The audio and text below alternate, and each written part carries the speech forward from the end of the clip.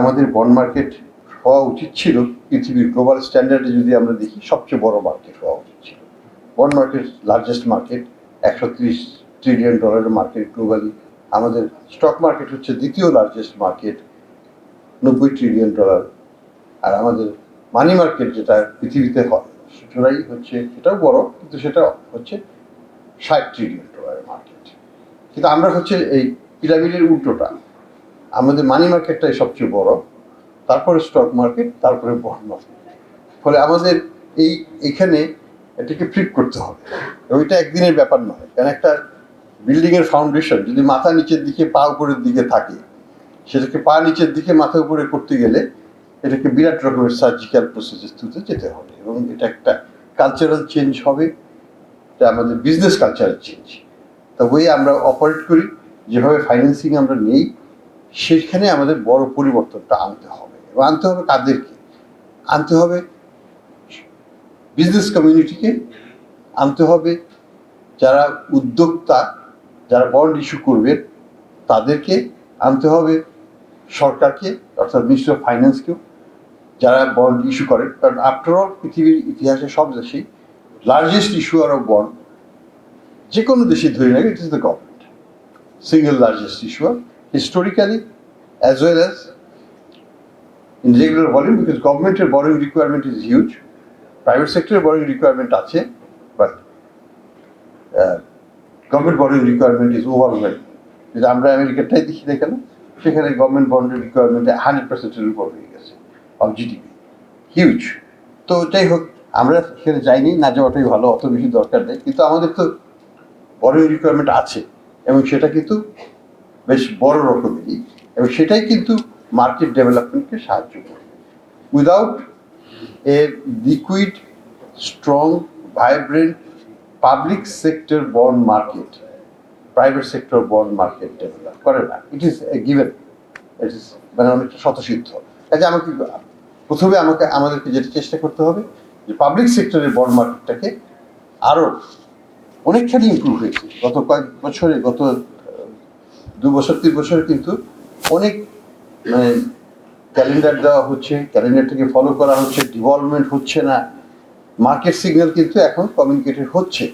এখন আর আগের মতো না যে আমি বাংলাদেশ ব্যাংক সব কিনে নিচ্ছে, সেটা কিন্তু আর হচ্ছে না।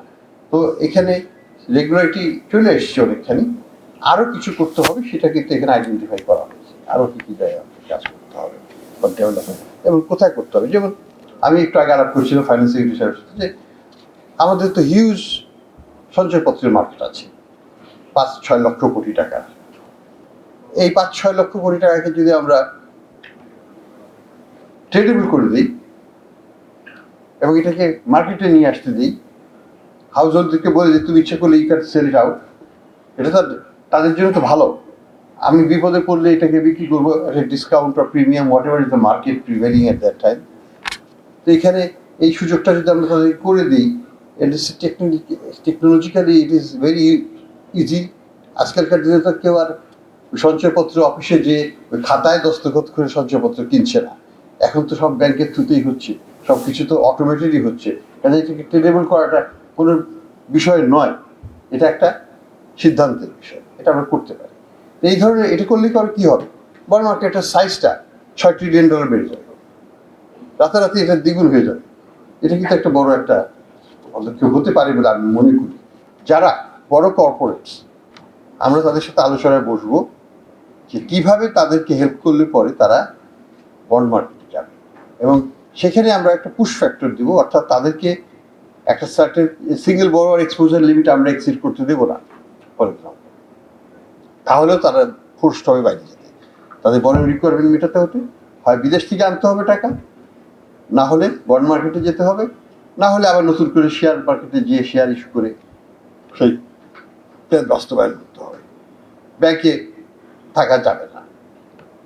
এটা আমরা পরিপালন করার জন্য পদক্ষেপ নেব, এবং এটা একটা পুশ ফ্যাক্টর বলবো আমি।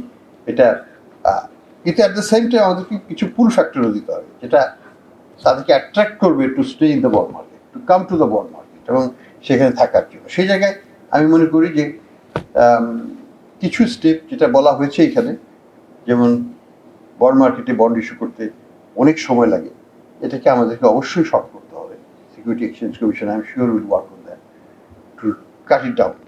কস্টটাকে আমাদেরকে দেখতে হবে কিভাবে আমরা এই কস্টটাকে কমিয়ে ফেলতে পারি, যাতে এটা অ্যাট্রাকটিভ হয় to for the investor perspective, issuer perspective. আমরা এখানে দেখতে পারি যে ট্যাক্স ট্রিটমেন্টটা কীভাবে হচ্ছে, কোনো ধরনের ইনসেন্টিভ দেওয়া যায় কি না for companies to come to the bond market. এগুলোকে বিবেচনায় নেওয়ার বিষয় সময় এসছে, আমরা এটা করব এবং এটা করার জন্য আমরা পদক্ষেপ নিতে যাচ্ছি। ডিম্যান্ড সাইডেও আমাদের কাজ করতে হবে। বন্ড তো শুধু ইস্যু করার ব্যাপার নয়, কারা কিনবে, who are how do I entice them, how do I encourage them, সেই জায়গাটা যদি আমি কাজ না করতে পারি তাহলেও কিন্তু মার্কেট শুধু তো একটা হাতে হ্যান্ডশেক হবে না, দুটো হাতই লাগবে, সাপ্লাইও লাগবে, আমার সরবরাহ একদিকে বাড়াবো, একদিকে চাহিদাটাও বাড়াবো, তাহলেই মার্কেটটা ডেভেলপ করবে। ডিমান্ড সাইডে আমাকে কাজ করতে হবে কাদের সাথে, আমাদের বন্ডটা কিনবে কারা, সাধারণত পেনশন ফান্ড। এখানে আমি যেটা এগেন রিপিট করব সেটা হচ্ছে আমাদের সরকারি পেনশন ফান্ডের is currently a non-funded pension system, এটাকে ফান্ডেড পেনশন সিস্টেমে ট্রান্সফর্ম করতে হবে। এবং যেটা আমি একটু ফাইন্যান্স সেক্টরের আলাপ করছিলাম যে সবচেয়ে ভালো উপায় হচ্ছে আগামীতে যারা এই সরকারি কর্মকর্তা হিসেবে ঢুকবেন তাদের পেনশন সিস্টেমটা হবে ফান্ডেড পেনশন সিস্টেম। পৃথিবীতে সব দেশেই তাই হয়। এবং আগের যারা ঢুকেছেন তাদেরকে গ্র্যান্ডফাদার করে দেওয়া হবে, তাদেরকে ওল্ড সিস্টেমই তারা রিটায়ার করে যাবেন, আপনাদের ভয় পাওয়ার কিছু নেই।